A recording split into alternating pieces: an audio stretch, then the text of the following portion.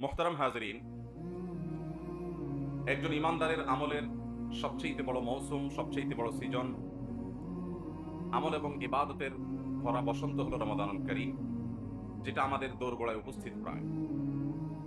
আল্লাহ রাব্বুল আলামিন আমাদের প্রত্যেককে রমাদানুল কারীমের সকল আমলগুলোকে গুরুত্বের সাথে, ইখলাসের সাথে, নিষ্ঠার সাথে সুন্দর এবং শুদ্ধভাবে, পরিপূর্ণভাবে সম্পাদন করার তৌফিক দান করুন। রমাদান মাস হলো 11 মাসের আমলের ঘাটতি পুষিয়ে নেওয়ার মাস।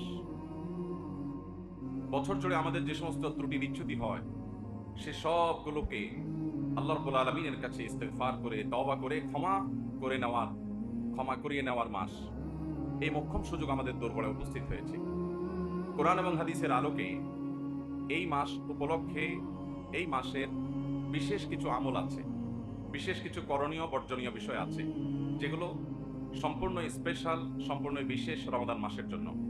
আজ আমরা সেরকম কিছু আমলের কথা, সেরকম কিছু করণীয়, সেরকম কিছু বর্জনীয় বিষয়ের কথা জানবো। ওমা তৌফিক ইল্লা বিল্লাহ। রমাদান উপলক্ষে কোরআন এবং হাদিস ঘেটে আমরা 24টি আমল বের করেছি, 24টি করণীয় কর্মসূচি আমরা বের করেছি, যেগুলো এই মাসকে কেন্দ্র করে একজন ইমানদার, একজন মুসলমানের করা উচিত। তাহলে এই মাসটি আমাদের হবে, এই মাসটি আমাদের অর্জনের মাস হবে, এই মাসটি আমাদের অ্যাচিভমেন্টের মাস হবে, এই মাসটিতে আমরা আমাদের কাঙ্ক্ষিত লক্ষ্যে পৌঁছতে পারবো ইনশাআল্লাহ।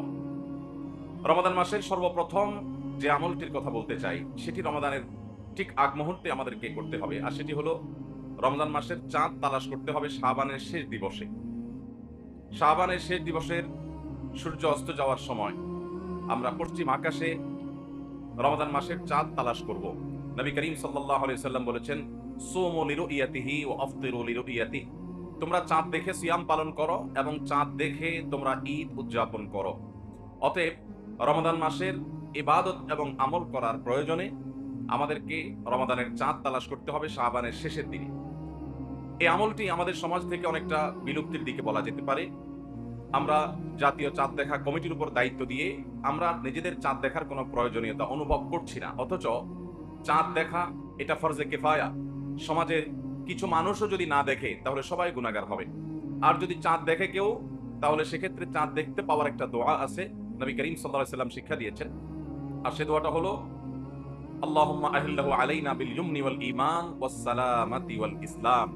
অর্থাৎ, হে আল্লাহ, এই চাঁদ, এই মাসটিকে আপনি আমাদের জন্য বরকতের, ঈমানের মাস হিসাবে কবুল করুন। অর্থাৎ এই মাসে আমরা যেন ঈমানের সাথে, বরকতের সাথে কাটাতে পারি এবং শান্তি এবং সকল প্রকার বিপদ আপদ থেকে মুক্তি এবং নাজাতের মাস, নিরাপত্তার মাস হিসেবে যেন আমরা কাটাতে পারি, সেই দোয়া আল্লাহ তাআলার কাছে করার শিক্ষা নবী সাল্লাল্লাহু আলাইহি ওয়াসাল্লাম দিয়েছেন। তাহলে রমাদান উপলক্ষে আমরা রমাদান মাসের চাঁদ দেখার চেষ্টা করব শাবানের শেষ দিবসে। সেটা আমরা প্রত্যেকটা মানুষ যদি চেষ্টা করি, যার যার জায়গা থেকে, চাঁদ যদি দেখতে নাও পাই, চেষ্টা করার কারণে ইনশাআল্লাহ একটা সুন্নাহ জিন্দা করা, একটা আমলের প্রচেষ্টা করার কারণে আমাদের আমলনামাতে নেকি লেখা হবে। অতএব শাবানের শেষ দিবসে আমরা রমাদান মাসের চাঁদ তালাশ করবো তো ইনশাআল্লাহ। আমরা সবাই আজকাল চাঁদ তালাশ করি, কিন্তু সেটা ফেসবুকে, সোশ্যাল মিডিয়াতে, অথচ চাঁদ তালাশ করা উচিত আকাশে। আমরা যদি সবাই অলস বসে থাকি, তাহলে সেক্ষেত্রে চাঁদ দেখা কমিটি তারা কোত্থেকে ঘোষণা করবে? অতএব আমাদের প্রত্যেককে যার যার জায়গা থেকে চাঁদ দেখার চেষ্টাটা করতে হবে।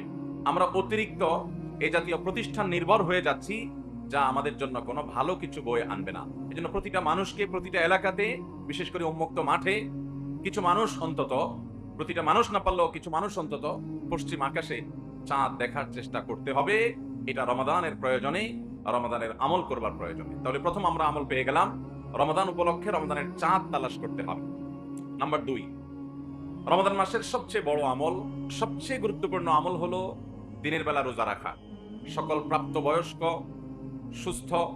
সুস্থ বিবেক সম্পন্ন নারী এবং পুরুষের জন্য আল্লাহ রাব্বুল আলামিন সকল ঈমানদার প্রাপ্তবয়স্ক নারী পুরুষের জন্য রমাদানে দিনের বেলা সিয়াম রাখাটাকে ফরজ করেছেন। আল্লাহ বলেছেন, কুতিবা আলাইকুমুস সিয়াম কামা কুতিবা আলাল লাযিনা মিন ক্বাবলিকুম লাআল্লাকুম তাত্তাকুন। তোমাদের পূর্ববর্তী জাতিদের প্রতি যেমন সিয়াম ফরজ করা হয়েছিল, ঠিক একইভাবে তোমাদের উপরে সিয়াম অর্থাৎ রোজা রাখাটাকে ফরজ করা হয়েছে, যেন তোমরা তাকওয়া অবলম্বন করতে পারো। তাহলে রমাদান মাসের সবচেয়ে বড় আমলই হলো এটি, যে রোজা রাখা।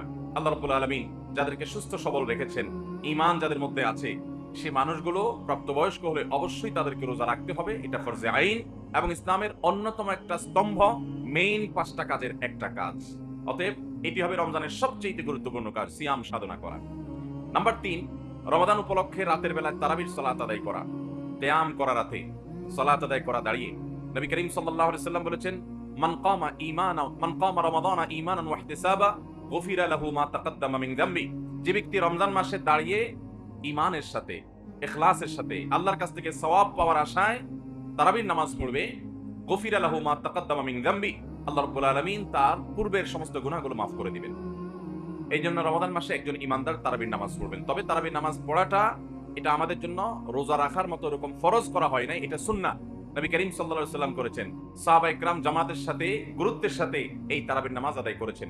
অতএব তারাবির নামাজ আমাদেরকে আদায় করতে হবে, এটা রমজানের একটা বড় আমল। তারাবির নামাজ আদায়ের ক্ষেত্রে আমাদের লক্ষ্য রাখতে হবে খুব বেশি মাত্রাতিরিক্ত তাড়াহুড়া যেন না হয়। তাড়াহুড়া যদি হয়, হাফেজ সাহেবের তেলাওয়াত যদি আমরা না বুঝি, কোনো কিছু অতিরিক্ত যদি হুলস্থুল করা হয়, তাহলে সেক্ষেত্রে সেই তারাবি কখনো আল্লাহর কাছে আমাদেরকে নৈকট্যপ্রাপ্ত বান্দাদের কাতারে শামিল করবে না। এটা আমাদেরকে উপযুক্ত সওয়াবের উপযুক্ত করবে না। এজন্য তারাবি হতে হবে মিডিয়াম পর্যায়ে, কমপক্ষে যত আস্তে যত ধীরে হতে পারে সেটা ততই ভালো। তাড়াহুড়ো কোনো অবস্থাতে করা যাবে না। তাহলে তৃতীয় আমল পেয়ে গেলাম, রমজান মাসে তারাবির নামাজ পড়া। যদি কোনো কারণে কেউ কোনোদিন তারাবি নামাজ পড়তে না পারেন, তাহলেও তাকে রোজা রাখতে হবে এবং তার রোজা হয়ে যাবে। তারাবি পড়তে পারি নাই, সে অজুহাতে রোজা না রাখার কোনো সুযোগ নাই, কারণ রোজা রাখাটা ফরজ আর তারাবির নামাজ পড়াটা হলো সুন্নাত।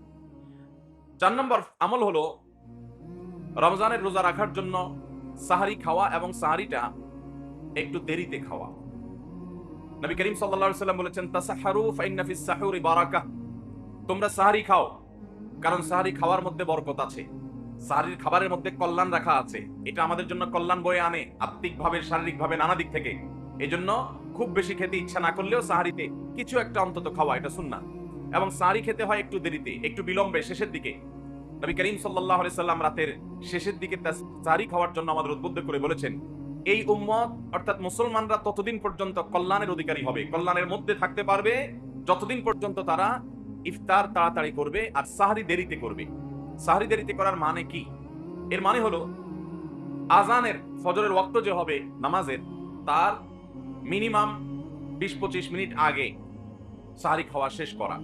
এটা হলো সুন্নাহ। নবী করিম সাল্লাল্লাহু আলাইহি সাল্লাম সাহারি খেয়ে শেষ করার পর 50টি আয়াত তেলাওয়াত করার মতো সময় রাখতেন। তার মানে এই পরিমাণ গ্যাপ দিতেন যাতে 50 আয়াত তেলাওয়াত করা যায়। আমরা অনেকে শেষ ওয়াক্তে সাহারি খাওয়া সুন্নত, এটার মানে বুঝছি যে একেবারে মুয়াজ্জিন আজান দিবে ঠিক তার কয়েক সেকেন্ড আগে খাবার শেষ করা, এটা বোধহয় সুন্নত। এটা ভুল। নবী করিম সাল্লাল্লাহু আলাইহি সাল্লাম একেবারে শেষ মুহূর্ত বলতে আজান দেয় ততক্ষণ পর্যন্ত খেতেন না, বরং তার যথেষ্ট আগে খাবার তিনি খাওয়া শেষ করতেন। যদিও ওয়াক্ত হওয়ার আগ মুহূর্ত পর্যন্ত আপনি খেতে পারেন, কিন্তু নবী সাল্লাল্লাহু আলাইহি সাল্লামের সুন্নাহ হলো যে আপনি কমপক্ষে ওয়াক্ত হওয়ার আগে 50 আয়াত তেলাওয়াত করার মতো সময় গ্যাপ রেখে তারপরে খাবেন। অনেক মুরব্বীরা আছেন এখনো রাত 12টা-1টার দিকে সাহারি খেয়ে ফেলেন, এটা সুন্নাহ নয়। সুন্নাহ হলো দেরিতে, অর্থাৎ ভোর রাতে ফজরের ওয়াক্ত হওয়ার আগে আগে সাহারি খাওয়া, এটা সুন্নাহ। 5 নম্বর আমল হলো ইফতার করা, এবং সেই ইফতার তাড়াতাড়ি করা। ইফতার করা এটা নবী সাল্লাল্লাহু আলাইহি সাল্লামের সুন্নাহ, এবং তাড়াতাড়ি ইফতার করা এটাও তার সুন্নাহ। আমরা অনেকে ইফতার করি একটু দেরিতে, আজান হয়ে গেছে, ওয়াক্ত হয়ে গেছে, তারপর অনেকে ইফতার করে না, যে আরো সতর্ক হই, আরো বেশি সময় বসে থাকি। এবং সময় হওয়ার পর ইফতার করলে আমরা অনেকে বলি যে সারাদিন রোজা রেখেছ, সহ্য করতে পারলা, এখনো তো তাড়াহুড়া কি আছে, আর 2-4 মিনিট 10 মিনিট সহ্য করো। আপনার যদি ওয়াক্ত হয়ে যায়, আপনি নিশ্চিত হয়ে যান, তাহলে সেক্ষেত্রে আর সাহারি ইফতার করতে আর দেরি করার কোনো প্রয়োজন নাই। ইফতার বিলম্বে করা, বিশেষ করে চতুর্দিকে অন্ধকার হয়ে যাওয়ার পরে ইফতার করা, এটা শিয়াদের একটা আমল, এটা অন্যান্য অনেক পথভ্রষ্ট মানুষদের আমল। আহলে সুন্নাত জামাতের সকল উলামায়ে কেরাম ইফতার তাড়াতাড়ি করাটাকে সুন্নাহ মনে করেন, কারণ নবী করিম সাল্লাল্লাহু আলাইহি সাল্লাম বলেছেন, এই উম্মত ততক্ষণ কল্যাণের মধ্যে থাকবে যতদিন পর্যন্ত তারা ইফতারটা সময় হওয়ার পর দেরি করবে না এবং সাহরিটা দেরি করে খাবে। তাহলে সময় মতো ইফতার করে ফেলা, এটা হলো 5 নম্বরের সুন্নাত। 6 নম্বরের সুন্নাত হলো ইফতারে সম্ভব হলে কাঁচা খেজুর খাওয়া, কাঁচা খেজুর না পাওয়া গেলে সাধারণ খেজুর দিয়ে ইফতার করা, আর সাহারিতে বিশেষ করে খেজুর খাওয়া। ইফতারিতে খেজুর খাওয়া এটা তো আমরা জানি, নবী করিম সাল্লাল্লাহু আলাইহি সাল্লাম আদা পাকা আদা কাঁচা খেজুর খাওয়া পছন্দ করতেন ইফতারে, সেটা আমরা না পাইলে কমপক্ষে খেজুর দিয়ে আমরা ইফতার করবো, এটা আমরা জানি আলহামদুলিল্লাহ। কিন্তু সাহারিতে যে খেজুর খেতে হয় এটা আমরা অনেকে জানি না। নবী করিম সাল্লাল্লাহু আলাইহি সাল্লাম বলেছেন, নি'মা সাহুরুল মুমিনি আত-তামর, ইমানদারের সবচেয়ে উত্তম সাহারি হলো খেজুর। ইমানদারের সবচেয়ে উত্তম সাহারি কি? খেজুর। এই জন্য আপনি সাহারিতে ভাত তরকারি যাই খান না খান, আপনি অন্তত একটা খেজুর হলেও খাওয়ার চেষ্টা করবেন। খেজুরে প্রচুর পরিমাণ খাদ্য শক্তি আছে। আলহামদুলিল্লাহ আজকাল আমাদের দেশেও খেজুর বিভিন্ন জায়গায় উৎপাদন শুরু হয়ে গেছে।